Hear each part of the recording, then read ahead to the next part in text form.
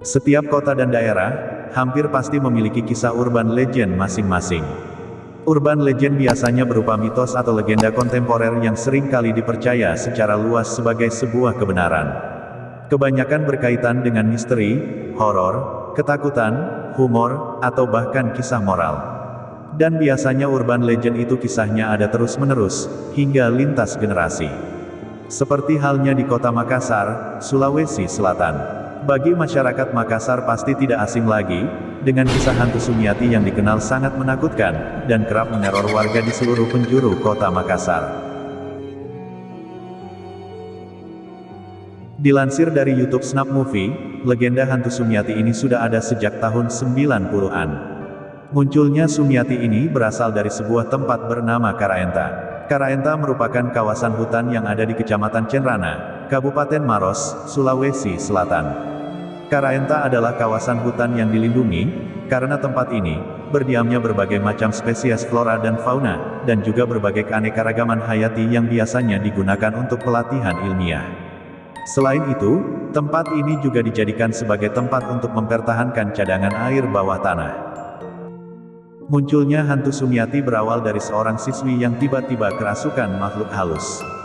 Kemudian siswi tersebut menunjuk sebuah tempat. Orang-orang yang coba menenangkan siswi itu pun menuruti kemauannya untuk menuju tempat yang ditunjuk. Tempat itu berada di sebuah hutan lindung di Karaenta, tepatnya di pohon beringin tua yang sangat besar. Sejak saat itulah hantu Sumiati kerap menampakkan diri di tempat itu. Beberapa orang juga mengaku melihat hantu Sumiati di taman di pusat kota Makassar hingga di pinggir jalan. Berikut beberapa fakta mengenai sosok hantu Sumiati. Merupakan korban pemerkosaan, Sumiati dikisahkan merupakan perempuan yang hendak mengadu nasib dan bekerja di kota Makassar. Kota Makassar di kala itu suasana jalannya masih sangat sepi, dan belum banyak lampu jalan seperti sekarang ini. Saat hendak pulang usai bekerja di pasar sentral Makassar, Sumiati mengalami nasib sial. Ia disekap oleh kawanan pemuda yang ditemuinya di jalan.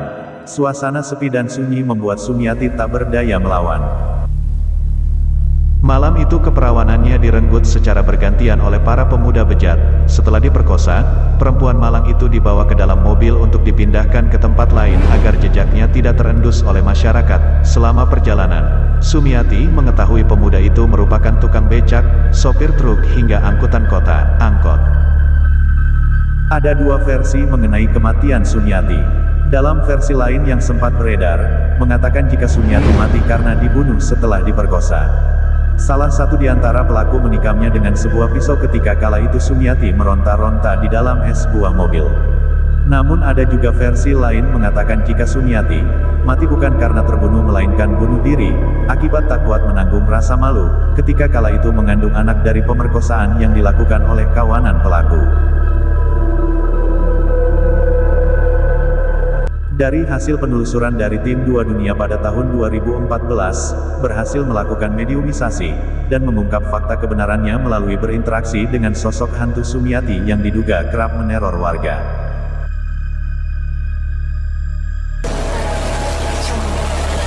Baju merah. Sampai sekarang. Sampai sekarang. Nanti yang pakai baju merah nanti yang keluar dari sini. Oke. Oh, dia udah pergi dari sekarang. Dia tidak ada sana. Sering menghantui seorang pria jika mengenakan baju merah. Konon kabarnya, Sumiati kerap meneror pria yang berbaju merah, sebab dari sekian beberapa pelaku, diketahui salah satunya mengenakan baju merah saat melakukan aksi bejatnya. Maka dari itu, sosok hantu Sumiati sering meneror pria jika mengenakan baju merah ketika malam hari. Sering menampakkan diri dengan baju dua warna berbeda. Diketahui dari beberapa pengakuan saksi dari warga setempat, jika hantu Sumiati sering menampakkan dirinya dengan berbaju merah dan putih.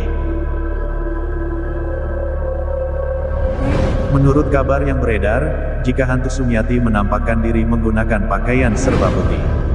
Mitosnya, dia tidak akan mengganggu, melainkan hanya ingin memberitahu keberadaannya. Namun lain cerita, jika ia menampakkan dengan baju merah, konon, jika ia menampakkan diri dengan baju merah, menandakan akan ada korban yang diincar. Manusia yang melihat sosok Sumiati dengan balutan baju merah akan mendapatkan musibah, seperti kematian, kecelakaan, kesialan atau malapetaka lainnya. Namun yang perlu kita ketahui, sesuai yang diajarkan dalam ajaran Islam, jika seseorang yang sudah mati, tentu rohnya sudah dipastikan tidak bisa kembali lagi, setelah dicabut nyawanya. Apabila ada sosok penampakan, yang memiliki wajah sama dengan orang yang telah meninggal, tentu itu adalah perbuatan jin yang menyerupai wajah dengan orang yang meninggal tersebut. Karena sejatinya roh yang sudah meninggal itu sudah berada di genggaman Sang Pencipta, seperti yang dikutip dalam sebuah ayat sebagai berikut. Allah memegang jiwa orang ketika matinya dan memegang ruh orang yang belum mati waktu tidurnya, maka ditahanlah ruh orang yang telah Dia tetapkan kematiannya, dan Dia melepaskan ruh yang lain sampai waktu yang ditetapkan. Sesungguhnya pada yang demikian itu terdapat tanda-tanda kekuasaan Allah bagi kaum yang berfikir. Quran Surah Az-Zumar ayat 42.